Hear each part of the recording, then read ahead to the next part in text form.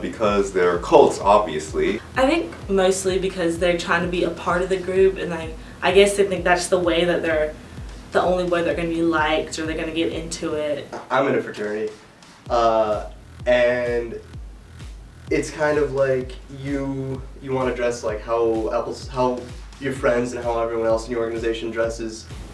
They want to keep.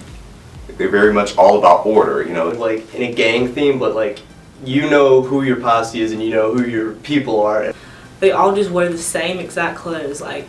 I never really could understand though during the summer months the Norts, the Chacos, and the long, like the extra large short sleeve until I put one on. Well, I can tell you that sorority girls all look the same because oversized t-shirts and Nike shorts are really comfortable. We had an event where we had a lot of extra large shirts left, and I put one on and it was probably the most comfortable thing I've ever worn.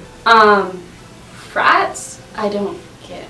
Honestly, I think they just look kind of sad because every time I see one of the guys who are rushing walking around campus in like the khakis and the blazer and the tie, they just look really sad. If like, hey, you're in boat shoes and a polo, I'm in boat shoes and a polo, I understand you. Why?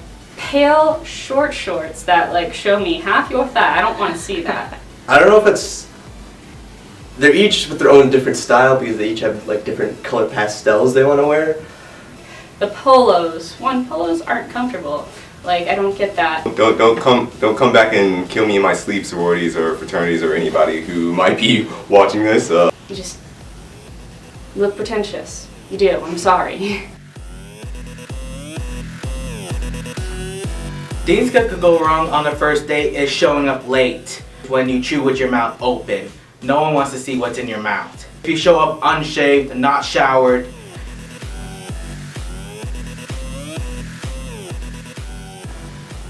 Oh, I did just think of one. So we'll take it back to senior year of high school. He texted me immediately after he got my number, which was a little weird for me. Now, of course, I'm going through a little bit of a growth spurt, so not very coordinated, a little clumsy. And I'm just like, all right, you know what? We're going to go out on a date, and we're going to go to, of course, a Chinese food restaurant. And thinking, you know, I can still eat, you know, and not spill on myself. He didn't want to hold my hand, and I didn't realize that he wasn't interested in me still. I hadn't picked up on that yet. But he didn't want to hold my hand. So, as an excuse, he was cold and put his arms in his shirt so I couldn't hold his hand. I'm like, this is so weird. Told me that he thought he could see me like moving to New York with him one day, and it was just really too much. And I just tried to ignore it, and I kept eating my food, like, okay, yeah, that's fine. Well, date's going okay. I'm getting water because, you know, water doesn't stain. And then we get through the rice, we get through all the appetizers, but then here comes the entree. And I remember I ordered the sesame chicken with the extra sauce. I don't know why I did, but that's what I did. And the first piece of chicken goes okay. The second piece of chicken goes okay too. But as the date's going on, conversation's going on, I can't really multitask, I can't talk and eat at the same time.